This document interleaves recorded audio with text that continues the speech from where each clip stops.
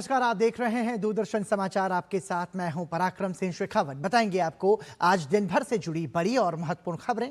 समाचार की शुरुआत सुर्खियों के साथ।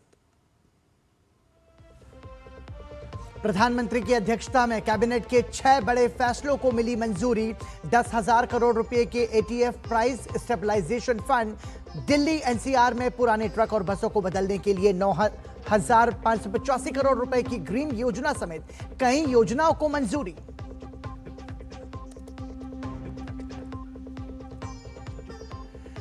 ममता बनर्जी को बड़ा झटका, पार्टी के 58 विधायकों ने बनाया अलग गुट। ऋतुव्रत बनर्जी को चुना विधायक दल का नेता। स्पीकर ने घोषित किया नेता विपक्ष। प्राइमरी टीचर भर्ती घोटाले के मामले में ईडी ने अभिषेक बनर्जी को 15 जून को पेश होने के लिए दिया समन।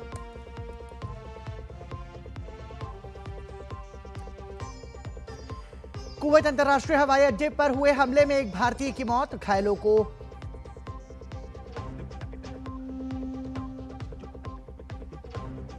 सहायता पहुंचाने के प्रयास। भारत ने की हमले की निंदा।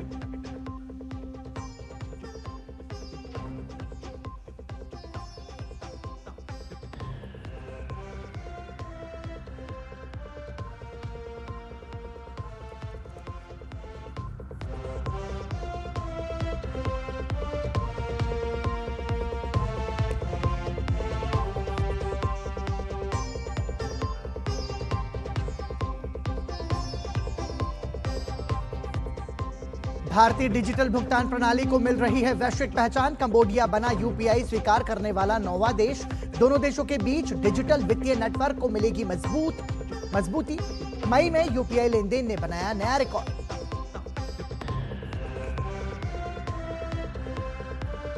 और दिल्ली के मालवीय नगर अग्निकांड में 21 लोगों की गई जान। राष्ट्रपति और प्रधानमंत्री ने जताया दुख। प्रधानमंत्री राष्ट्रीय राहत कोष से मृतकों के परिजनों को 2-2 लाख रुपए और घायलों को 50,000 मुआवजे की अनुग्रह राशि की घोषणा। हादसे की जांच के लिए उच्च स्तरीय कमेटी का गठन। होटल मालिक को पुलिस ने किया गिरफ्तार।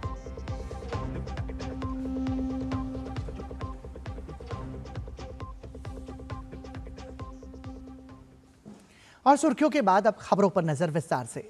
प्रधानमंत्री नरेंद्र मोदी के 5 जून को होने वाले दमन दौरे को लेकर पूरे केंद्र शासित प्रदेश में उत्साह का माहौल है।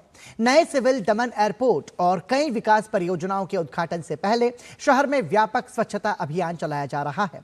स्थानीय प्रशासन के साथ नागरिक भी इसमें बढ़ चढ़कर भाग ले रहे हैं। सोशल मीडिया पर भी दमन की बदली तस्वीरें लोगों में उत्साह भर रही हैं। प्रधानमंत्री नरेंद्र मोदी 5 जून को दमन के दौरे पर पहुंचने वाले हैं। इस दौरान वो नए सिविल दमन एयरपोर्ट समेत कई महत्वपूर्ण विकास परियोजनाओं का उद्घाटन और लोकार्पण करेंगे। लेकिन प्रधानमंत्री के दौरे से पहले जिस चीज ने सबसे ज्यादा लोगों का ध्यान खींचा है वो है पूरे दमन में दिखाई दे रही स्वच्छता और जन भागीदारी की अनूठी तस्वीर। पिछले कई सप्ताहों से स्थानीय प्रशासन और नागरिक मिलकर शहर के हर हिस्से को और अधिक स्वच्छ, सुंदर और व्यवस्थित बनाने में जुटे हैं। सड़कें, सार्वजनिक स्थल, समुद्र तट और बाजार क्षेत्र पहले से अधिक साफ सुथरे नजर आ रहे हैं। इससे लोगों में उत्साह का माहौल है। दिलचस्प बात यह है कि सोशल मीडिया प्लेटफॉर्म एक्स पर भी दमन की तस्वीरें लगातार वायरल हो रही हैं, जिनमें लोग अपने शहर की स्वच्छता और विकास कार्यों की सराहना कर रहे हैं। इसके साथ ही स्थानीय लोगों ने सोशल मीडिया में लिखा कि दमन के लोग हमेशा से साफ सफाई पसंद हैं और उनके यहाँ ऐसे सफाई अभियान चलते रहते हैं। दमन के लोग अपने शहर को हमेशा साफ सुथरा रखने का हर संभव प्रयास करते हैं। 5 જૂને આપણા અહીંયા દમનમાં પ્રધાનમંત્રી શ્રી નરેન્દ્ર મોદીજી પધાર્યા છે। એ ખુશીમાં हमारा यहाँ स्वच्छता अभियान शुरू કર્યું છે। नरेंद्र मोदी जी जब भी आते हमारे यहाँ पे हमें कुछ न कुछ विकास क्षेत्र में हमें कुछ न कुछ मिलता है। पूरी बिल्डिंगों को सजाया जा रहा है, सभी रास्तों को एकदम साफ सुथरा बना दिया गया है। अपने अपने आवासीय कॉलोनियों को कलर कर रहे हैं, सजा रहे हैं, रंगोली बना रहे हैं। दमन को एक हवाई अड्डे की जरूरत थी, जो हमारी बहुत जल्दी मांग पूरी होने जा रही है। कई स्थानीय नागरिकों का कहना है कि दमन पहले से ही देश के सबसे स्वच्छ शहरों में गिना जाता रहा है, लेकिन प्रधानमंत्री के दौरे ने लोगों को अपने शहर को और बेहतर बनाने के लिए प्रेरित किया है। सोशल मीडिया पर कई पोस्ट में ये भावना भी देखने को मिली कि एक नेता की सबसे बड़ी ताकत केवल योजनाएं बनाना नहीं, बल्कि लोगों को सकारात्मक बदलाव के लिए प्रेरित करना भी होती है। पूरे लोग यहाँ पर सफाई अभियान कर रहे, लोग घर घर जाके पत्रिकाएं बांट रहे। हमने जो सफाई अभियान चला है उसमें यहाँ पर आने वाले टूरिस्ट भी हमारे साथ जुड़े, यहाँ पर जो दुकानदार है, यहाँ पर जो बिजनेसमैन है, वो भी काफी एक्साइटेड है। सारी दमन चमक रही है और साथ में जितने अपने गांव के जितने लोकल आदमी है वो बड़े खुश नसीब है कि बार बार अपने प्रधानमंत्री दमन की विजिट के लिए आ रहे हैं। वहीं सोशल मीडिया पर कई यूजर्स ने लिखा कि दमन की स्वच्छता कोई 2 दिन की तैयारी का परिणाम नहीं है, बल्कि वर्षों की नागरिक जागरूकता, प्रशासनिक प्रयासों और स्थानीय सहभागिता का नतीजा है। उनका कहना है कि स्वच्छता अभियान जैसे मिशनों से साफ तौर पर जमीनी बदलाव दिख रहा है। नए एयरपोर्ट, विकास परियोजनाओं और स्वच्छता अभियान के बीच दमन से सामने आ रही तस्वीरें ये संकेत दे रही हैं कि विकास और जन भागीदारी का ये मॉडल स्थानीय लोगों के बीच उत्साह का विषय बना हुआ है। Bureau report, DD news. प्रधानमंत्री नरेंद्र मोदी की अध्यक्षता में हुई कैबिनेट की बैठक में 6 बड़े फैसलों को मंजूरी दी गई है। सबसे बड़ा फैसला एटीएफ एयर टरबाइन फ्यूल को लेकर है। वहीं कैबिनेट ने दिल्ली में पुराने ट्रक और बसों को चलन से बाहर करने और कई बड़े हाईवे प्रोजेक्ट्स को भी मंजूरी दी है। पश्चिम एशिया में तनावपूर्ण हालात के चलते एविएशन टरबाइन फ्यूल की कीमतें हाल के दिनों में काफी बढ़ी हैं। अब केंद्र सरकार ने इस दिशा में एक महत्वपूर्ण फैसला लिया है। घरेलू विमानन क्षेत्र और हवाई यात्रियों को बढ़ती कीमतों के अतिरिक्त बोझ से राहत देने के लिए एटीएफ प्राइस स्टेबलाइजेशन फंड को मंजूरी दी गई है।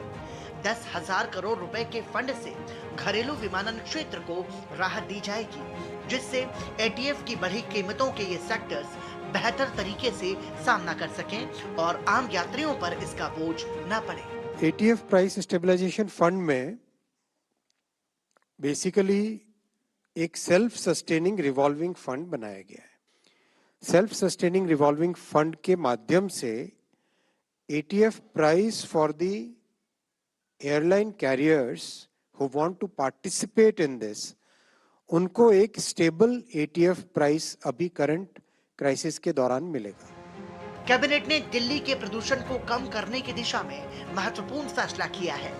दिल्ली से पुरानी बस और ट्रकों को हटाने का फैसला किया गया है। इसके लिए 5,041 करोड़ रुपए का प्रावधान किया गया है। दिल्ली में BS4 और उससे पुराने ट्रकों और बसों को आधुनिक बसों और ट्रकों से बदला जाएगा। कई प्रोत्साहन के साथ लागू होने वाली इस योजना के तहत 1.9 लाख ट्रकों, 16,000 बसों को बदलने का लक्ष्य रखा गया है। इसको इंसेंटिवाइज करने के लिए आज कैबिनेट में अप्रूव हुआ replacement of old trucks and buses registered in Delhi NCR to BS6 और EV और CNG व्हीकल्स। केंद्र सरकार ने ओडिशा में रामेश्वर कोणार्क पारादीप कोस्टल हाईवे निर्माण का भी फैसला लिया है, जिसकी कुल लंबाई 160 किलोमीटर होगी। इस परियोजना के लिए 8,301 करोड़ रुपए की मंजूरी दी गई है। वहीं बिहार में खगड़िया पूर्णिया 4 लेन सेक्शन के लिए 3,936 करोड़ रुपए की मंजूरी दी गई है।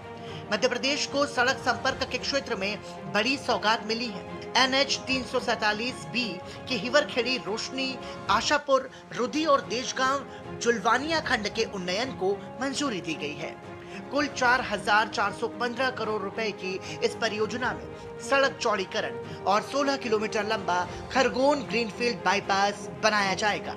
This project is for connecting the entire coastal areas of Odisha. Rameshwar यानी चिलिका के पास में जो है, वहां से पारादीप की ट्रैवल टाइम बहुत कम हो जाएगी। केंद्र सरकार ने तेलंगाना में राष्ट्रीय राजमार्गों के विस्तार को बड़ी मंजूरी दी है। NH 63 के आरमोर, जगतियाल, मंचेरियल और NH 563 के जगतियाल करीमनगर खंड को 4 लेन में विकसित करने की स्वीकृति दी गई है। 190 किलोमीटर से अधिक लंबी इस परियोजना पर करीब 7,597 करोड़ रुपए खर्च होंगे। परियोजना पूरी होने पर यात्रा समय में 1.5 घंटे तक की कमी आएगी। यातायात सुगम होगा और क्षेत्रीय आर्थिक विकास को भी गति मिलेगी। शैलेंद्र मिश्र, DD न्यूज, दिल्ली। वेनेजुएला की कार्यवाहक राष्ट्रपति डेल्सी रोड्रिगेज 3 से 7 जून तक 5 दिवसीय आधिकारिक यात्रा पर नई दिल्ली पहुंची। दिल्ली पहुंचने पर उनका गर्मजोशी से स्वागत किया गया।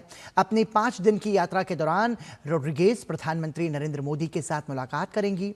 बैठक के दौरान दोनों नेताओं के बीच ऊर्जा, व्यापार, निवेश, प्रौद्योगिकी, स्वास्थ्य, फार्मा, नवीकरणीय ऊर्जा जैसे क्षेत्रों में सहयोग बढ़ाने पर विशेष चर्चा होने की संभावना है। यह दौरा ऐसे समय में हो रहा है जब भारत वेनेजुएला से कच्चे तेल का आयात बढ़ा रहा है।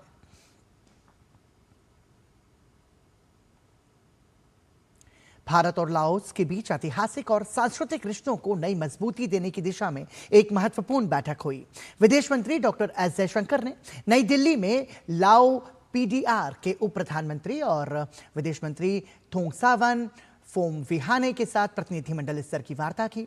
इस अवसर पर विदेश मंत्री डॉक्टर एस जयशंकर ने कहा कि भारत और लाओस के बीच सदियों पुराने सांस्कृतिक और ऐतिहासिक संबंध हैं जो बौद्ध धर्म और रामायण जैसी साझा विरासत में दिखाई देते हैं। उन्होंने बताया कि दोनों देशों को उन समझौतों की प्रगति की समीक्षा करने और राजनीतिक सहयोग, आर्थिक संबंधों, रक्षा, विकास, साझेदारी, शिक्षा, संस्कृति तथा बहुपक्षीय मंचों पर सहयोग को और आगे बढ़ाने का अवसर मिला है। इस बैठक को भारत लाओस संबंधों को नई ऊंचाइयों तक ले जाने की दिशा में एक महत्वपूर्ण कदम माना जा रहा है। Our two countries have close civilizational ties reflected in the common heritage of Buddhism and Ramayana. Our relations go back in history. It is based on deep cultural and people-to-people linkages. Our own Prime Minister visited Lao PDR in October 2024. On that occasion, a number of agreements and MOUs were signed. And today, we have an opportunity to review them, to explore a wide-ranging agenda, to look at our political cooperation, economic ties, defense, development partnerships, education, culture to culture, and of course, our multilateral cooperation.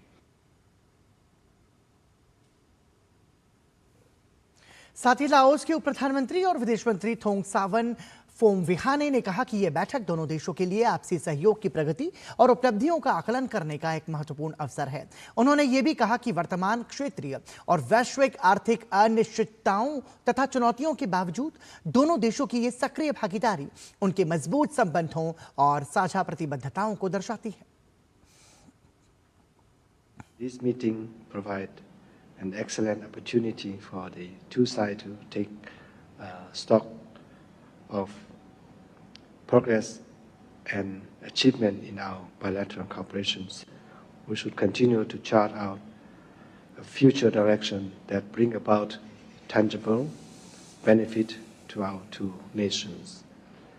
Therefore, my visit aimed to further strengthen and enhance the long-standing friendly relation and fruitful cooperation over the past 7 decades across all key sectors. And this engagement underscores our strong bond on and reaffirm our shared commitments despite the current regional and global economic uncertainty and challenges. लाओ PDR के उप प्रधानमंत्री और विदेश मंत्री थोंगसावन फोमविहाने ने आज राष्ट्रपति भवन में राष्ट्रपति द्रौपदी मुर्मू से मुलाकात की। इस अवसर पर राष्ट्रपति द्रौपदी मुर्मू ने कहा कि भारत और लाओ पीडीआर के बीच घनिष्ठ सभ्यतागत संबंध हैं जो बौद्ध धर्म और रामायण की साझा विरासत में परिलक्षित होते हैं। राष्ट्रपति ने कहा कि भारत और लाओ पीडीआर के बीच राजनयिक संबंधों की स्थापना के 70 वर्ष पूरे होना द्विपक्षीय संबंधों के लिए एक महत्वपूर्ण उपलब्धि है। उन्होंने विश्वास व्यक्त किया कि दोनों देशों के बीच सहयोग और साझेदारी आने वाले समय में मजबूत होगी।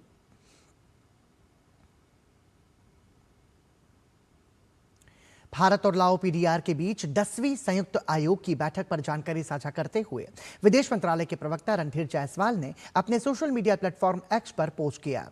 अपने संदेश में उन्होंने लिखा, साझा सभ्यतागत विरासत से जुड़े भारत और लाओ पीडीआर भविष्य उन्मुख साझेदारी को और मजबूत करने की दिशा में आगे बढ़ रहे हैं। नई दिल्ली में आज भारत और लाओ पीडीआर के बीच 10वीं संयुक्त आयोग बैठक की अध्यक्षता भारत के विदेश मंत्री डॉक्टर एस जयशंकर और लाओ पीडीआर के उप प्रधानमंत्री एवं विदेश विदेश मंत्री थोंगसावन फोमविहाने ने की। बैठक के दौरान रक्षा प्रशिक्षण, स्वास्थ्य और सांस्कृतिक आदान प्रदान के क्षेत्रों में ठोस और महत्वपूर्ण परिणाम सामने आए। इन समझौतों से भारत और लाओ पीडीआर के बीच द्विपक्षीय संबंधों को और अधिक मजबूती मिलेगी तथा दोनों देशों के बीच सहयोग के नए आयाम स्थापित होंगे। भारत ने कुवैत अंतर्राष्ट्रीय हवाई अड्डे पर हुए हमले की कड़ी निंदा की है। इस हमले में एक भारतीय नागरिक की मौत हो गई जबकि कई अन्य भारतीय घायल हुए हैं। विदेश मंत्रालय के प्रवक्ता रणधीर जायसवाल ने कहा कि पश्चिम एशिया में संघर्ष शुरू होने के बाद से भारत लगातार ये आग्रह करता रहा है कि नागरिक आबादी और नागरिक बुनियादी ढांचे को निशाना नहीं बनाया जाना चाहिए। भारत ने एक बार फिर सभी पक्षों से ऐसे हमले रोकने की अपील की है। विदेश मंत्रालय ने मृतक भारतीय के परिवार के प्रति गहरी संवेदना व्यक्त की है। विदेश मंत्रालय के अनुसार कुवैत स्थित भारतीय दूतावास घायलों को हर संभव सहायता उपलब्ध करा रहा है और भारतीय नागरिकों की सुरक्षा और कल्याण के लिए स्थानीय अधिकारियों के साथ लगातार संपर्क में है। विदेश मंत्रालय ने कहा कि पश्चिम एशिया क्षेत्र में स्थित भारत के सभी दूतावास और मिशन सतर्क हैं तथा भारतीय समुदाय को अनावश्यक सहायता प्रदान कर रहे हैं। और साथ ही भारत ने दोहराया कि किसी भी परिस्थिति में नागरिकों और नागरिक प्रतिष्ठानों को निशाना बनाया जाना स्वीकार्य नहीं है।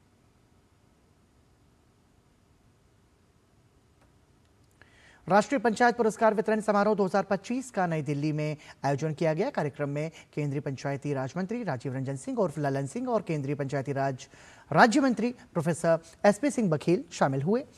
समारोह में केंद्रीय मंत्री द्वारा देश भर की 42 उत्कृष्ट पंचायतों को पुरस्कृत किया गया।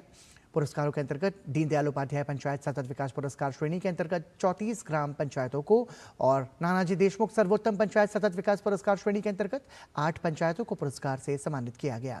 इस दौरान पुरस्कार प्राप्त पंचायतों के कार्य और सर्वोत्तम कार्य प्रणाली को प्रलेखित करने वाली एक ई पुस्तक और देश भर में पंचायती राज संस्थाओं को मजबूत करने की सर्वोत्तम कार्य प्रणाली पर एक संकलन भी जारी किया गया। 42 पंचायत के प्रतिनिधियों को पुरस्कार मिला है, जिसमें 22 महिला पंचायत प्रतिनिधि हैं। अब आप ये कल्पना करिए कि आदरणीय प्रधानमंत्री नरेंद्र मोदी जी को की जो कल्पना है कि महिलाओं का सशक्तिकरण हो, नारी सशक्तिकरण हो, ये उसका सबसे बड़ा उदाहरण है कि आज महिला प्रतिनिधियों ने अपने पंचायत में काम करके और जो पारदर्शी तरीके से चयन हुआ उसमें 42 में 22 महिलाएं आज यहाँ पंचायत प्रतिनिधि के रूप में आई और उन्होंने पुरस्कार ग्रहण किया।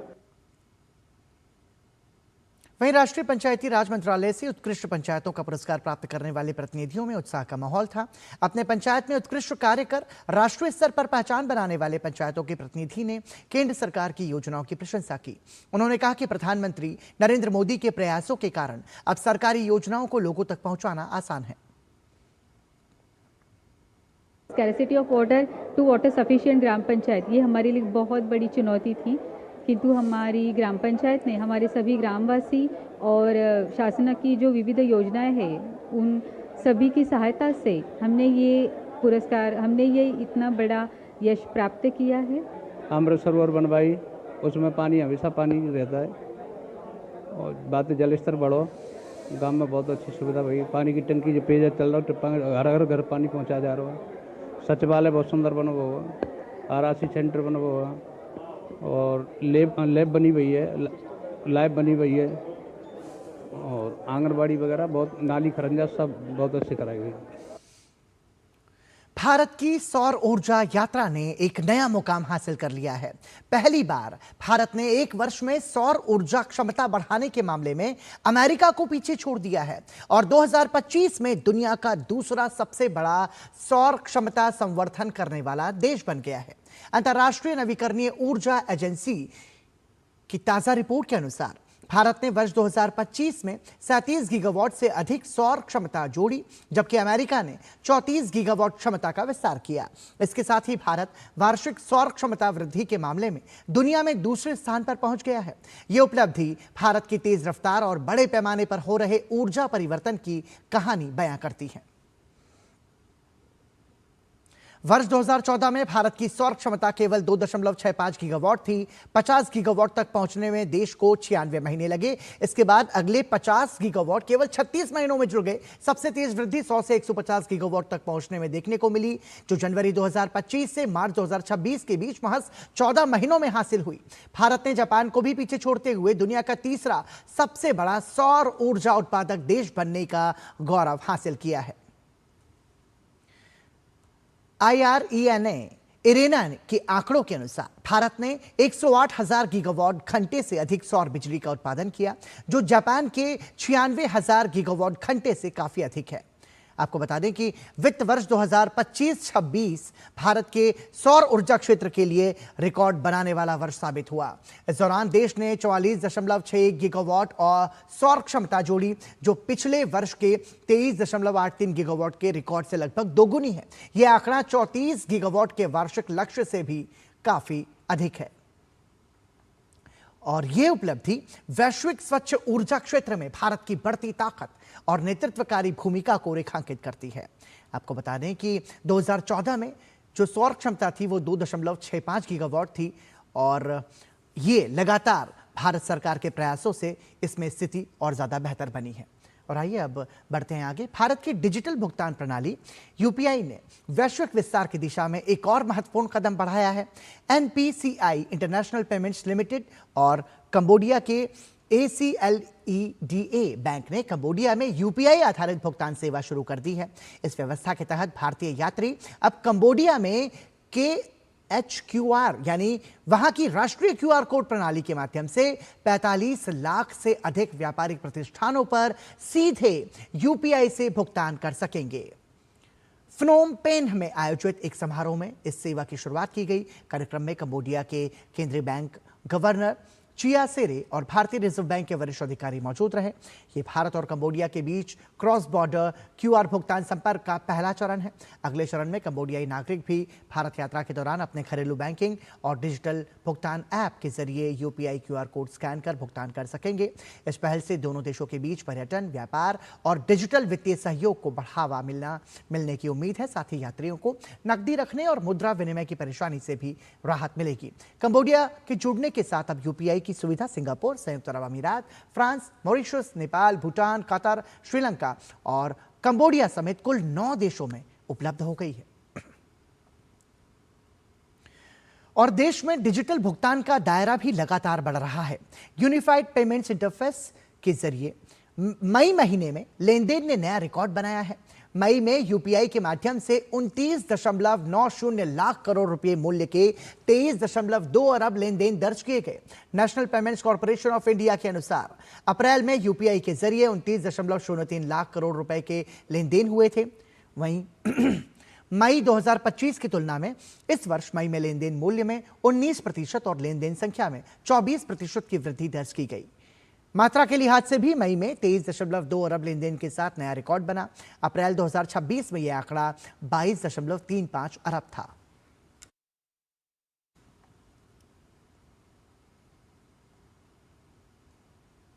राष्ट्रपति द्रौपदी मुर्मू ने नई दिल्ली के विज्ञान भवन में एक राष्ट्रीय सम्मेलन को संबोधित किया। यह सम्मेलन जनजातीय कार्य मंत्रालय द्वारा आयोजित किया गया था और इसका उद्देश्य जनजातीय विकास एजेंसियों और परियोजनाओं को मजबूत बनाना था। इस दौरान राष्ट्रपति द्रौपदी मुर्मू ने कहा कि आदिवासी सांस्कृतिक रूप से बहुत धनी हैं, जनजातीय लोग बहुत ही क्षमतावान हैं, जनजातीय आत्मसम्मान के साथ जीते हैं, उन्हें आगे लाने के लिए लगातार प्रयास करने होंगे।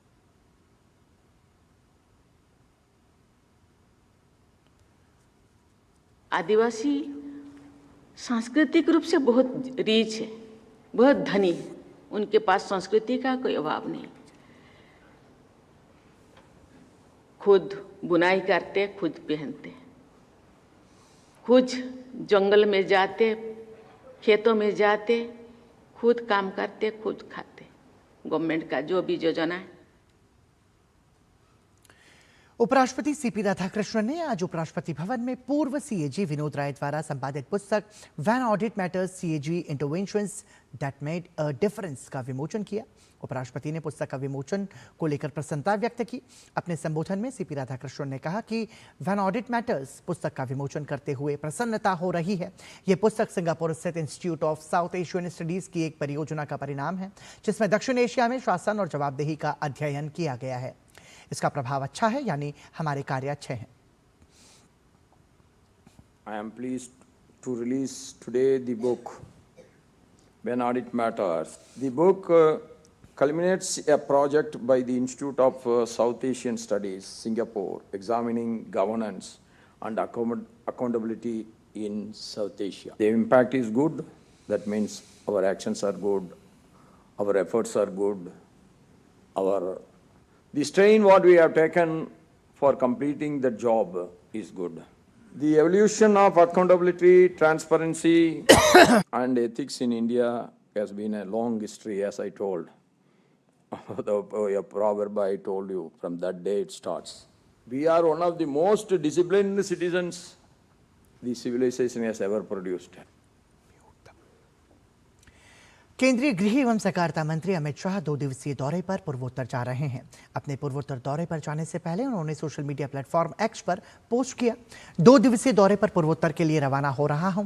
त्रिपुरा में भारत बांग्लादेश सीमा पर स्थित लंकामोरा सीमा चौकी का दौरा करूंगा और हमारे बहादुर बीएसएफ जवानों से बातचीत करूंगा। साथ ही पूर्वोत्तर परिषद और NESAC की बैठकों की अध्यक्षता भी करूंगा।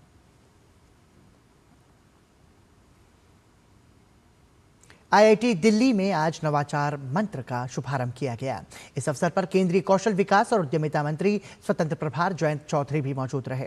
कार्यक्रम में देश के प्रमुख उद्यमियों और यूनिकॉर्न स्टार्टअप्स के संस्थापकों ने अपने अनुभव साझा किए। इस पहल का उद्देश्य युवाओं, विशेषकर छोटे शहरों और उभरते क्षेत्रों के नवाचारकों को मेंटरशिप, नेटवर्क, पूंजी और नए अवसरों से जोड़ना है। नवाचार मंत्र के लिए पंजीकरण आज से स्किल इंडिया डिजिटल हब पर शुरू हो गए हैं।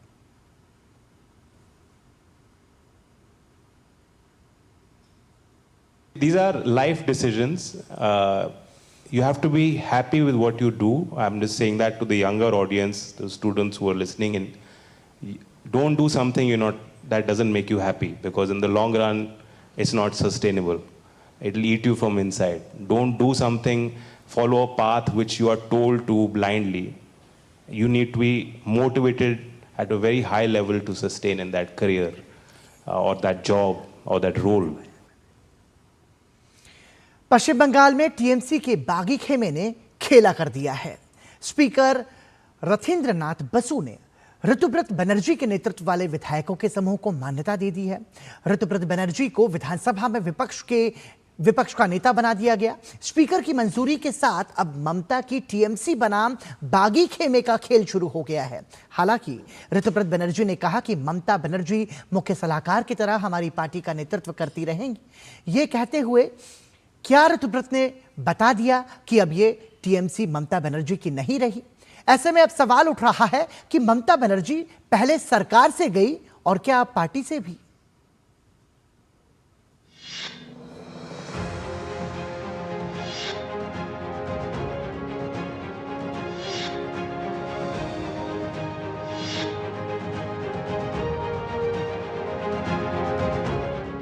जिस पार्टी ने कभी बंगाल की राजनीति को अपनी मुट्ठी में कैद कर रखा था, आज उसी पार्टी में बगावत की आग धधक रही है। जिस ममता बनर्जी के एक इशारे पर पूरा संगठन खड़ा हो जाता था, आज उन्हीं की पार्टी के विधायक उनके नेतृत्व को चुनौती दे रहे हैं। तृणमूल कांग्रेस में ऐसा सियासी तूफान उठा है जिसने ममता बनर्जी और अभिषेक बनर्जी दोनों की मुश्किलें बढ़ा दी हैं। खेला होबे का नारा देकर बंगाल की राजनीति में धाक जमाने वाली ममता बनर्जी के लिए अब सबसे बड़ा खेल उनकी अपनी पार्टी के अंदर शुरू हो गया है।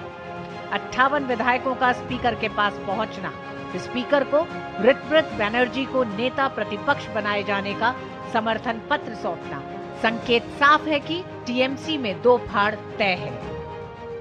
The speaker has accepted that. So the point is that 2/3 of the members, 80 members were elected by in Trinamool Congress symbol. 2/3 of them, more than 2/3 of them, has given a our claim and the claim has been accepted. दरअसल TMC में टूट की पटकथा विधानसभा चुनाव में हार के बाद ही लिखी जाने लगी थी। हार के बाद लगातार नेताओं और कार्यकर्ताओं का पार्टी छोड़ना शुरू हुआ, लेकिन हालिया फर्जी हस्ताक्षर कांड ने आग में घी डालने का काम किया। ममता बनर्जी ने सोमवार को विधायक संदीपन साहा और ऋतव्रत बनर्जी को पार्टी से निष्कासित कर दिया था। दोनों नेताओं ने शिकायत की थी कि विधानसभा में नेता विपक्ष के चयन से जुड़े प्रस्ताव पर उनके फर्जी हस्ताक्षर किए गए। इस शिकायत के बाद मामला जांच एजेंसियों तक पहुंच गया और अब अभिषेक बनर्जी पर भी दबाव बढ़ता दिख रहा है। 8 जून को सीआईडी ने अभिषेक को पूछताछ के लिए तलब किया है। पार्टी से निकाले जाने के बाद दोनों नेताओं ने खुलकर मोर्चा खोल दिया। बताया जा रहा है कि कोलकाता के विधायक छात्रावास में हुई एक गुप्त बैठक में कई विधायकों को एकजुट किया गया और उसी का नतीजा अब खुले विद्रोह के रूप में सामने आया है। परिस्थिति हुआ था, इसलिए आज इस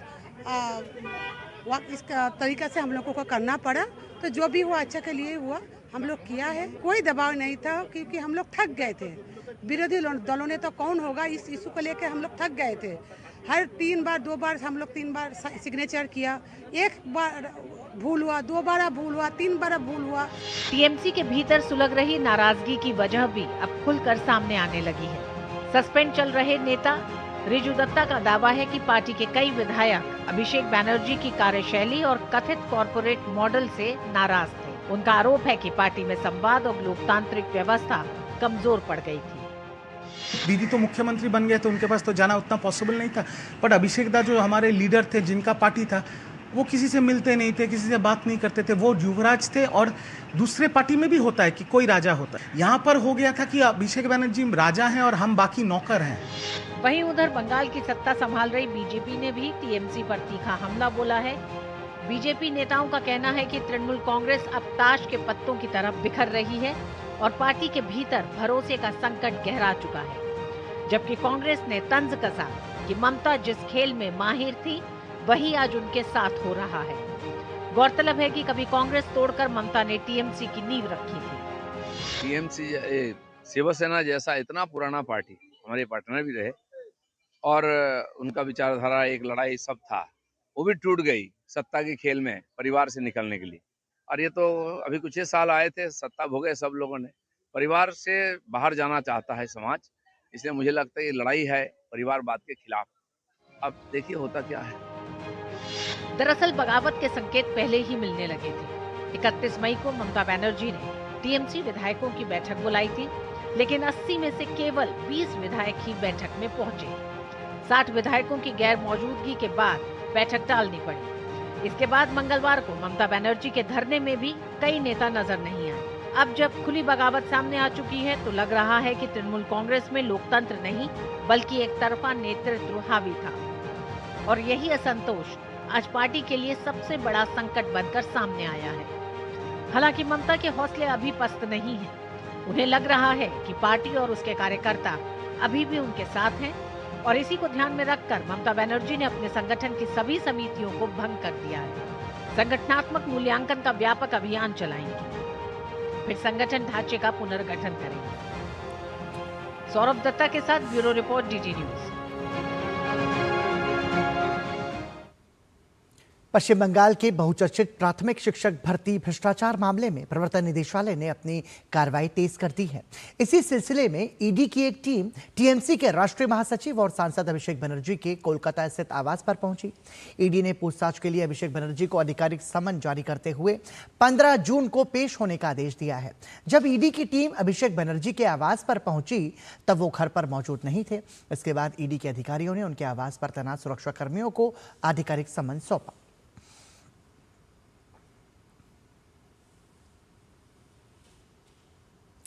पश्चिम बंगाल में सत्ता क्या बदली, टीएमसी शासनकाल में हुए भ्रष्टाचार सामने आने लगे हैं। बंगाल से जैसी तस्वीरें सामने आ रही हैं वो बताने के लिए काफी है कि बंगाल में भ्रष्टाचार और रसूख का खेल किस स्तर पर चल रहा था। कहीं टीएमसी नेता के घर से कारतूस मिल रहा है तो कहीं शिक्षा के मंदिर से दीमक लगा हुआ काला धन बाहर आ रहा है। वहीं कानूनी कार्रवाई का डर कटमनी के ठेकेदारों में भी साफ साफ दिखाई दे रहा है। पश्चिम बंगाल को भ्रष्टाचार मुक्त करने के वादे के साथ सत्ता में आई भाजपा सरकार एक के बाद एक खुलासे कर रही है। तृणमूल कांग्रेस के शासन में किए गए भ्रष्टाचार और निरंकुशता की कलई लगभग हर दिन खुल रही है। आप अपने टीवी स्क्रीन पर पहली तस्वीर देखिए, जो टीएमसी नेता जावेद शेख के दक्षिण 24 परगना स्थित घर की है, जहां से भारी मात्रा में आग्नेयास्त्र और कारतूस बरामद किए गए हैं। स्थानीय लोगों की शिकायत के आधार पर पुलिस ने तलाशी अभियान चलाया, जिसके बाद पुलिस को अवैध असलहे का जखीरा मिला है। अब दूसरी तस्वीर देखिए, कोलकाता के मशहूर सुरेंद्रनाथ कॉलेज की है, जहां नोटों की गड्डियां मिली हैं। कॉलेज में तृणमूल छात्र परिषद के कब्जे वाले 2 कमरों की सफाई का काम चल रहा था। इसी दौरान वहां रखे 2 लावारिस बैग पर नजर पड़ी। बैग खोले गए तो 500 और 100 रुपए के नोटों के बंडल मिले। नेताओं के काले धन को अब दीमक चट कर चुकी है। जो पैसा जनता की भलाई या छात्रों के विकास में लगना था, वो कमरों में बंद होकर दीमकों का निवाला बन गया। अब सवाल ये और तेज हो गया है कि तृणमूल नेताओं के पास ये पैसा कहां से आया। कॉलेज प्राचार्य जामिर अहमद खान का आरोप है कि संचालन समिति के ममता सरकार द्वारा नामित सदस्य और सियालदह क्षेत्र के प्रभावशाली नेता देबाशीष के सहयोगी पारितोष दत्त का इन कमरों पर कब्जा था। दबंगई इतनी थी कि कॉलेज प्रशासन के लिए इनका विरोध करना संभव नहीं था।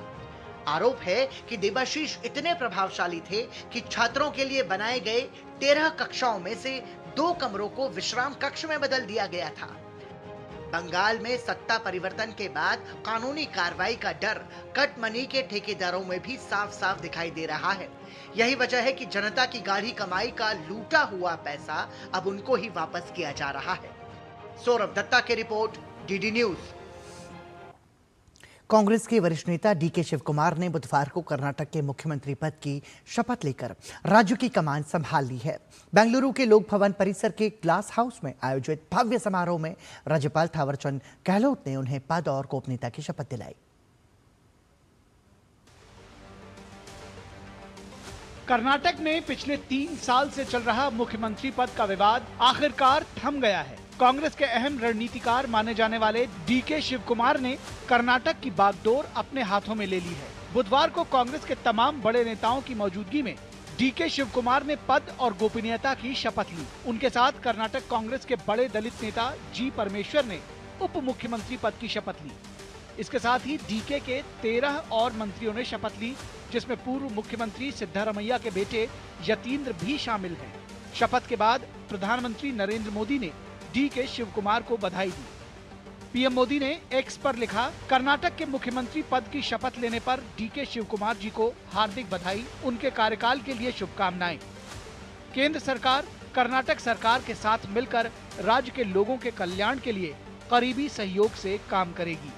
शपथ ग्रहण से पहले डीके शिव कुमार समर्थकों के नारों के बीच मंच पर पहुंचे और सबसे पहले अपने आध्यात्मिक गुरु माने जाने वाले श्री वीर गंगाधर स्वामी जी अज्जैया के चित्र पर पुष्पांजलि अर्पित की। शिव कुमार ने मंच पर सभी धर्मों के संतों से आशीर्वाद लिया। इसके बाद उन्होंने संविधान की प्रति हाथ में लेकर पद और गोपनीयता की शपथ ली तथा वीर गंगाधर अज्जा का स्मरण किया। समारोह में कई प्रमुख राष्ट्रीय और राज्य स्तरीय नेता मौजूद थे। इनमें कांग्रेस अध्यक्ष मल्लिकार्जुन खड़गे, लोकसभा में नेता प्रतिपक्ष राहुल गांधी, हिमाचल प्रदेश के मुख्यमंत्री सुखविंदर सिंह सुक्खू, तेलंगाना के मुख्यमंत्री रेवंत रेड्डी, कांग्रेस महासचिव केसी वेणुगोपाल और रणदीप सिंह सुरजेवाला सहित कई वरिष्ठ कांग्रेसी नेता शामिल हुए। शपथ लेने के बाद डीके शिव कुमार बतौर मुख्यमंत्री पहली बार विधानसभा पहुंचे। शिव कुमार ने डॉक्टर BR अम्बेडकर को पुष्पांजलि अर्पित की। Bureau report, DD news. Delhi के मालवीय नगर में बुधवार सुबह फ्लरिश स्टे नाम के होटल में आग लगने से 21 लोगों की मौत हो गई। मरने वालों में ज्यादातर विदेशी नागरिक हैं जो सेंट्रल एशिया और अफ्रीकी देशों से हैं। इस घटना पर प्रधानमंत्री नरेंद्र मोदी के साथ राष्ट्रपति और विदेश मंत्री एस जयशंकर ने भी गहरा दुख व्यक्त किया है और घायलों के शीघ्र स्वस्थ होने की कामना की है। वहीं हादसे की जांच के लिए उच्च स्तरीय कमेटी का गठन किया गया है। होटल मालिक को पुलिस ने गिरफ्तार कर लिया है। धधकती आग की ये तस्वीर राजधानी दिल्ली के मालवीय नगर की है, जहां एक 6 मंजिला इमारत के ग्राउंड फ्लोर पर बने रेस्टोरेंट में आग लग गई। आग धीरे धीरे होटल के ऊपर की तरफ फैल गई। दिल्ली फायर सर्विस और स्थानीय लोगों के मुताबिक आग रेस्टोरेंट में सुबह 8:50 पर लगी। आग ऊपरी मंजिलों पर बने होटल के कमरों और बेसमेंट तक पहुंच गई। ये बहुत बड़ा और दुखद हादसा है। मैं 8:40 घर से बाहर जैसे मैं निकला, मैंने देखा भयानक मंजर, बिल्डिंग में आग लगी हुई थी बेतादाद। तो खिड़कियों पर बंदे अपने कुकर जो अंदर थे, कुकर और कुछ भी था उन लोगों के पास, एसबाइट शीशे नहीं फूटे, तो पत्थरों से शीशे फोड़े गए। और फिर ये साथ वाली दुकान से हमने जीना लिया, रस्सा लिया, जब ऊपर चढ़े हैं। और हम एक बीट ऑफिसर हमारे साथ था जो मौजूद था बेचारा, उसके साथ में हम ऊपर गए छत में। और जब वहाँ से 5 लेडीज उतारी है। जितने लोगों ने यहाँ मदद करी ना सर, उनसे सब कुछ हुआ है, और नहीं तो यहाँ बहुत बड़ा ट्रेजेडी हो जाती। घटना के वीडियो में कुछ लोग जान बचाने के लिए जलती हुई इमारत की 3री और 4थी मंजिल से कूदते हुए नजर आ रहे हैं। इन्हें बचाने के लिए स्थानीय लोगों ने जमीन पर गद्दे भी बिछाए थे। यही मेरे पीछे जो होटल आपको दिखाई दे रहा है B&B के तहत, और यहाँ पर बड़ी संख्या में जो लोग थे वो यहाँ पर मौजूद थे। नीचे यहाँ पर काम चल रहा था, लोग ब्रेकफास्ट कर रहे थे। और आप देख सकते हैं कि इस समय जो फॉरेंसिक डिपार्टमेंट के जो लोग हैं वो यहाँ पर जो साक्ष्य हैं उनको एकत्र कर रहे हैं। अब दिल्ली पुलिस और इसके अलावा दिल्ली सरकार के तमाम विभाग हैं, पूरे मामले की जांच कर रहे हैं और ये देख रहे हैं कि ये लापरवाही कहां पर बरती गई, कौन कौन इस लापरवाही का दोषी है। आग की खबर मिलते ही फायर ब्रिगेड की टीम मौके पर पहुंचकर आग बुझाने में जुट गई। कुल 40 लोगों का रेस्क्यू किया गया। कई लोगों की हालत गंभीर है। 8 पेशेंट्स वेंटिलेटर पे हैं, उनका इलाज चल रहा है। वेंटिलेटर पे जो पेशेंट्स हैं, मेजॉरिटी ऑफ देम को वही एस्फिक्सिएशन वाली इंजरी हुई है, जिसमें स्मोक की वजह से लंग्स में इंजरी हो जाती है। इनमें से माइनर बर्न्स हैं सबके, ज़्यादा डीप बर्न्स नहीं है। एक पेशेंट था जिसके 20-25% से ऊपर बर्न्स थे, वो वेंटिलेटर पे था पेशेंट, तो उसको हमने सफ्दरजंग के बर्न्स वार्ड में शिफ्ट कर दिया है। इस भीषण अग्निकांड पर प्रधानमंत्री नरेंद्र मोदी ने गहरा दुख व्यक्त किया है। प्रधानमंत्री कार्यालय ने सोशल मीडिया प्लेटफॉर्म X पर लिखा कि दिल्ली के मालवीय नगर में लगी आग में हुई जान माल की हानि बेहद दुखद है। अपनों को खोने वाले सभी लोगों के प्रति मेरी गहरी संवेदना है। घायलों के शीघ्र स्वस्थ होने की कामना करता हूं।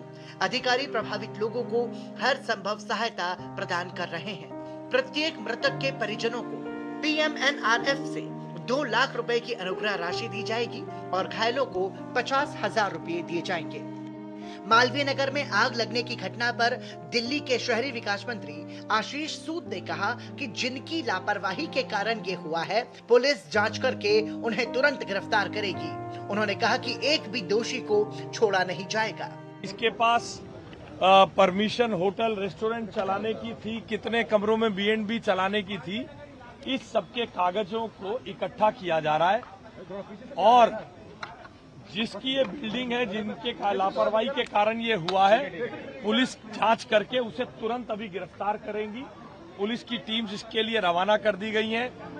मालवीय नगर के हौज रानी इलाके में हुए इस हादसे के कारणों की जांच पुलिस और फोरेंसिक टीम कर रही है। सबूतों को एकत्रित किया जा रहा है। पुलिस ने मामला दर्ज कर कार्रवाई शुरू कर दी है। मोहित शुक्ला के साथ Neeraj Singh, DD news.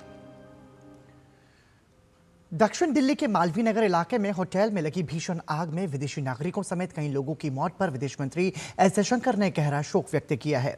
Social media आपको बता दें कि मंच X पर जारी संदेश में उन्होंने लिखा कि इस दुखद हादसे में जान गंवाने वालों, जिनमें विदेशी नागरिक भी शामिल हैं, के प्रति उनकी गहरी संवेदनाएं हैं। उन्होंने घायलों के शीघ्र स्वस्थ होने की कामना भी की। विदेश मंत्री ने बताया कि विदेश मंत्रालय संबंधित देशों के दूतावासों के संपर्क में है और प्रभावित लोगों को हर संभव सहायता प्रदान की जा रही है।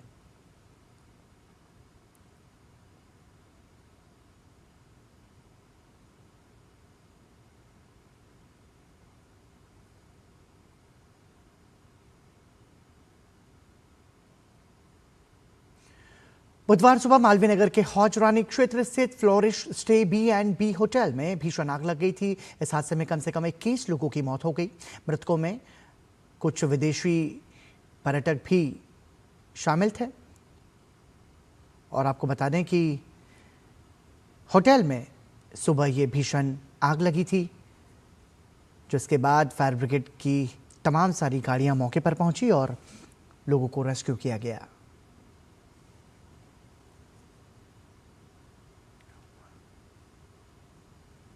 दिल्ली में मालवीय नगर के फ्लरिश स्टे होटल में बुधवार को आग लगने से, जैसा कि हमने आपको बताया, 21 लोगों की मौत हो गई। न्यूज एजेंसी पीटीआई के मुताबिक मरने वालों में 11 विदेशी नागरिक हैं। इनमें 9 अफ्रीकी और 2 तुर्कमेनिस्तान के हैं। मृतक 10 भारतीयों में से 8 आपस में रिश्तेदार थे। इसमें 3 राजस्थान के और 5 हरियाणा के रहने वाले थे। हादसे में कुल 35 लोग घायल हुए हैं। इनमें से 19 लोगों की हालत गंभीर बनी हुई है। दिल्ली पुलिस ने होटल मालिक लवकेश बजाज और उसकी पत्नी को हिरासत में ले लिया है। पुलिस ने इससे पहले बजाज और उनकी पत्नी के खिलाफ लुकआउट सर्कुलर जारी कर उनकी तलाश शुरू कर दी थी। बजाज पर दिल्ली पुलिस में गैर इरादतन हत्या का मामला दर्ज किया गया। हादसे के बाद पुलिस उसके घर पहुंची थी, लेकिन लवकेश परिवार समेत घर से गायब था।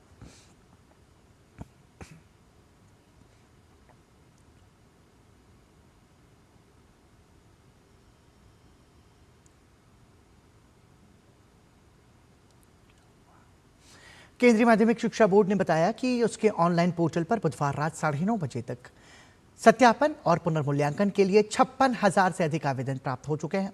बुधवार दोपहर वेबसाइट पर हुए 3.8 मिलियन पैकेट के डिनायल ऑफ सर्विस अटैक को सफलतापूर्वक विफल कर दिया गया।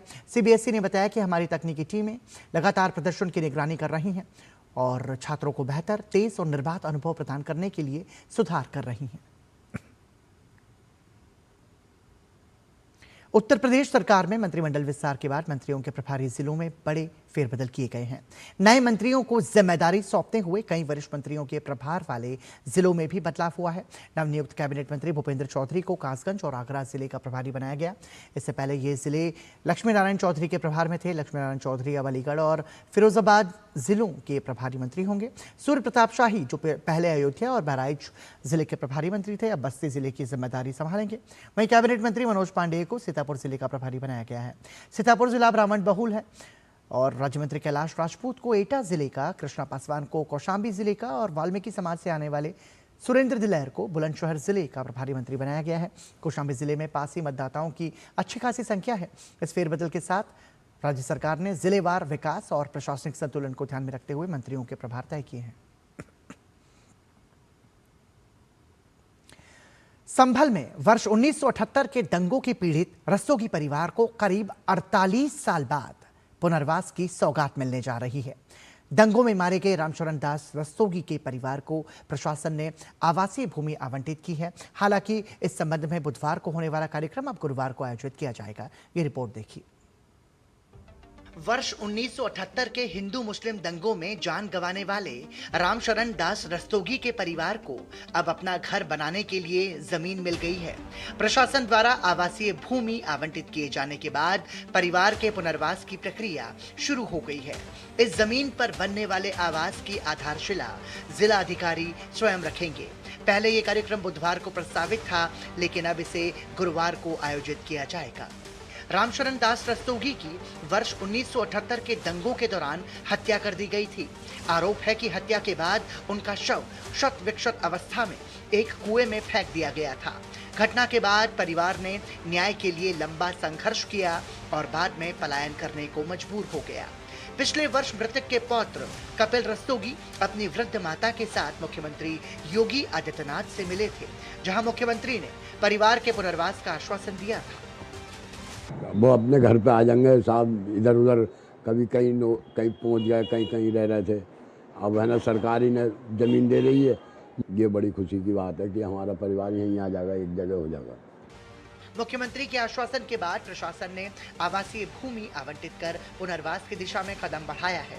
करीब 48 वर्षों बाद रस्तोगी परिवार को स्थायी आशियाना मिलने का रास्ता साफ हुआ है। गुरुवार को होने वाले कार्यक्रम के साथ परिवार के नए जीवन की शुरुआत का एक महत्वपूर्ण अध्याय भी जुड़ जाएगा। 1978 में संभल में दंगे हुए और इस दंगे में सबसे ज्यादा नुकसान उठाने वाले परिवारों में से एक परिवार था राम शरण रस्तोगी का परिवार, जिनकी निर्मम हत्या कर दी गई थी और हत्या करने के बाद से उनको अपना घरबार, उनके परिवार को छोड़ना पड़ा था। लेकिन एक लंबे समय के बाद जब प्रदेश में योगी सरकार आई तो वापस रस्तोगी परिवार की सुनवाई हुई और पिछले साल कपिल रस्तोगी को मुख्यमंत्री योगी आदित्यनाथ ने आवासीय भूमि के आवंटन के लिए आश्वासन दिया था। उस सपने को पूरा करने जा रही है अब संभल का प्रशासन। सबसे बड़ी बात है कि 1978 से जो परिवार इंसाफ के लिए भटक रहा था, उस परिवार को इंसाफ दिलाने का काम मुख्यमंत्री योगी आदित्यनाथ की सरकार ने किया है और अब परिवार को आवासीय भूखंड मिलने के बाद से परिवार अपना जीवन एक बार फिर पटरी पर आसानी से ला पाएगा। कैमरा पर्सन मोंटी के साथ निशांत राय, डीडी न्यूज, संभल। उत्तर प्रदेश में गाजियाबाद कमिश्नरेट की मसूरी थाना क्षेत्र में ग्राम सभा की भूमि पर बने एक कथित अवैध मदरसे के खिलाफ प्रशासन ने बड़ी कार्रवाई की है। प्रशासन और पुलिस की संयुक्त टीम ने भारी सुरक्षा व्यवस्था के बीच बुलडोजर चलाकर मदरसे को ध्वस्त करना शुरू कर दिया। अधिकारियों के अनुसार मदरसा जामिया अरबिया इशातुल इस्लाम वर्ष 2021 से संचालित हो रहा था और इसे सरकारी बंजर भूमि पर अवैध कब्जा कर बनाया गया था। करीब 12 बीघा जमीन पर बने इस मदरसे को वर्ष 2025 में सील कर दिया गया था। प्रशासन ने मदरसा संचालक फारूक पर 1 करोड़ 23 लाख का जुर्माना भी लगाया है। उसके खिलाफ कानूनी कार्रवाई की जा रही है। बताया जा रहा है कि जिस भूमि पर कब्जा किया गया था उसकी कीमत कई करोड़ रुपए है। यहाँ पे एक सरकारी नंबर है जिसमें जो 5 हेक्टेयर का नंबर है उसमें से 1 हेक्टेयर ज़मीन पर मदरसा इसातुल इस्लाम करके एक मदरसा चलाया जा रहा था और तहसीलदार कोर्ट से डिमोलिशन के उसमें ऑर्डर हुए थे क्योंकि ये सरकारी ज़मीन है और फारूक नामक व्यक्ति ये मदरसा चला रहे हैं और उनके विरुद्ध FIR भी दर्ज हुई है और 1 करोड़ 23 लाख रुपए की रिकवरी भी उसके विरुद्ध निकली है जो कि जल्दी वसूली जाएगी। गाजियाबाद के खोड़ा इलाके में हुई सूर्या चौहान की हत्या के आरोपियों की गिरफ्तारी और मुख्य आरोपी के एनकाउंटर के बाद सूर्या चौहान की मां ने प्रधानमंत्री नरेंद्र मोदी और मुख्यमंत्री योगी आदित्यनाथ को धन्यवाद दिया है। डीडी न्यूज से बातचीत में उन्होंने बाकी आरोपियों के खिलाफ भी सख्त एक्शन की मांग की है। मृतक सूर्या चौहान की मां सरोज से बातचीत की हमारे संवाददाता दिवांशु मल्होत्रा ने। उत्तर प्रदेश के मुख्यमंत्री योगी आदित्यनाथ के सख्त निर्देशों के बाद गाजियाबाद पुलिस पूरे एक्शन मोड में है। हमारे साथ बातचीत करने के लिए फिलहाल सूर्या चौहान की माताजी हैं। जिस तरह से पुलिसिया कार्रवाई चल रही है, क्या कहेंगे इस पर? संतुष्ट हैं आपकी? इंसाफ मिलेगा? बाबा योगी और मोदी पर मेरा पूरा विश्वास है कि मुझे न्याय पूरा मिलेगा। पर अभी एक एनकाउंटर हुआ है, 6 अभी बाकी हैं। 6 का एनकाउंटर होना चाहिए, 6 के मकानों पर बुलडोजर चलना चाहिए। इन तीनों चानों के बारे में जानते हैं आप? किस तरह के लड़के हैं? क्या इसी तरीके से क्रिमिनल एक्टिविटी में रहते हैं? क्या कहेंगे इस पर? इस बात में मुझे कुछ नहीं मालूम, पर मुझे ये पता है मेरे बच्चे के गुनहगार हैं। जो गुनहगार के साथ रहता है, गुनहगार का साथ देता है और गुनहगार के साथ ही खड़ा होता है, वो सारे गुनहगार ही होते हैं। पूरा गाजियाबाद में जो क्रिमिनल्स हैं, न केवल असद गैंग बल्कि बाकी जो अपराधी हैं उनके खिलाफ भी शिकंजा कसा जा रहा है। बाबा योगी हमारे साथ हैं, वो जो करें वो कम है। हिंदू संगठन के भी लोग यहाँ पर पहुँच रहे हैं। बाबा योगी, मोदी और हमारे जो मीडिया समाज जो हमारी आवाज़ इतनी ऊपर तक ले जा रहे हैं और जो हमारा हिंदू सारा संगठन, हिंदू भाई मेरा सब साथ दे रहे हैं। सूर्य चौहान की माताजी और मेरे पीछे आप देख सकते हैं कि सूर्य चौहान की फ़ोटो यहाँ पर लगाई गई है, हार चढ़ा है और इसके बराबर में आप देख पा रहे हैं कि एक स्कैनर भी लगाया गया है क्योंकि परिवार की स्थिति फाइनेंशियल काफ़ी ख़राब है और यही वजह है कि स्कैनर यहाँ पर लगाया गया है कि अगर कोई भी परिवार की फाइनेंशियल तौर पर मदद करना चाहता है तो वो मदद कर सकता है। फ़िलहाल सरोज जी जो कि सूर्य चौहान की माताजी हैं, साफ तौर पर कह रही हैं कि असद का तो एनकाउंटर किया ही गया है, बल्कि बाकी जो आरोपी हैं उनके खिलाफ भी सख्त एक्शन हो और उनके घरों पर जो है बुलडोज़र चले और ये साफ तौर पर इनका कहना है। कैमरामैन विश्व बंधु के साथ दिवांशु मल्होत्रा, दूरदर्शन समाचार, खोड़ा, गाजियाबाद। उत्तर प्रदेश के गाजियाबाद के खोड़ा कॉलोनी में जिला प्रशासन द्वारा सील किए गए 2 मदरसों के खिलाफ FIR दर्ज की गई है। प्रशासन लगातार खोड़ा क्षेत्र में अवैध संपत्तियों और संस्थानों की जांच कर रहा है और इसी प्रक्रिया में इन दोनों मदरसों पर कार्रवाई की गई। इस मामले में गाजियाबाद के DCP धवल जायसवाल ने कहा कि दोनों मदरसे अल्पसंख्यक विभाग की अनुमति के बिना संचालित हो रहे थे और इनके पास कोई वैध पंजीकरण भी नहीं था। इसके आधार पर पुलिस ने 3 आरोपियों के खिलाफ भारतीय दंड संहिता और भारतीय विद्युत अधिनियम की संबंधित धाराओं में मुकदमा दर्ज किया है। प्रशासन ने स्पष्ट किया है कि यह कार्रवाई इसलिए की गई क्योंकि ये मदरसे बिना मान्यता और आवश्यक अनुमतियों के संचालन में थे। कमिश्नरेट गाजियाबाद के अंतर्गत थाना खोड़ा क्षेत्र में अवैध संपत्तियों की निरंतर जांच की जा रही है। इसी क्रम में कल 2 अवैध मदरसों को सील किया गया था। आज इसी क्रम में उन दोनों मदरसों पे FIR पंजीकृत की गई है, जिसमें 3 अभियुक्तों को नामित किया गया है। ये मदरसे अल्पसंख्यक विभाग की बिना अनुमति के संचालित थे और न ही इनका कोई पंजीकरण था। भारतीय न्याय संहिता और भारतीय विद्युत अधिनियम की सुसंगत धाराओं में इनके ऊपर मुकदमा पंजीकृत किया गया है। प्रकरण में अग्रिम विधिक कार्रवाई की जा रही है। सोशल मीडिया पर एक खबर वायरल हो रही है कि RBI ने लगभग 12 अरब अमेरिकी डॉलर का सोना बेचा। हालांकि PIB फैक्ट चेक ने इस दावे को पूरी तरह से गलत बताया है। RBI के आंकड़ों के अनुसार भारत के विदेशी मुद्रा भंडार में सोने का हिस्सा सितंबर 2025 में 13.92% था, जो बढ़कर 31 मार्च 2026 तक 16.70% और 22 मई 2026 तक 16.85% हो गया। RBI अपने मासिक बुलेटिन में सोने की भौतिक भंडार का खुलासा करता है। नवीनतम संस्करण RBI की वेबसाइट RBI.org.in स्क्रिप्ट्स पर उपलब्ध है और इसकी स्थिति आज तक अपरिवर्तित है।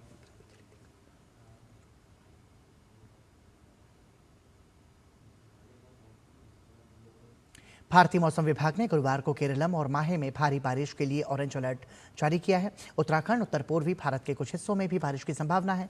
पश्चिम बंगाल, कर्नाटक, कोंकण, गोवा, तमिलनाडु, पुदुचेरी, कराईकल, अंडमान और निकोबार द्वीप समूह और लक्षद्वीप में भी अगले 2 दिनों में भारी बारिश हो सकती है। इसके साथ ही IMD ने पूर्वी राजस्थान, हिमाचल प्रदेश, मध्य प्रदेश, जम्मू कश्मीर, लद्दाख, गिलगित बाल्टिस्तान, मुजफ्फराबाद और में ओलावृष्टि के साथ गरज चमक की भविष्यवाणी की है। मौसम विभाग के मुताबिक गुरुवार को दिल्ली में आंशिक रूप से बादल छाए रहेंगे।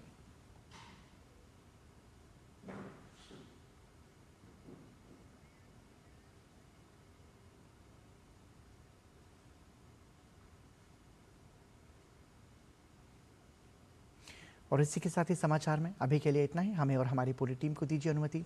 नमस्कार।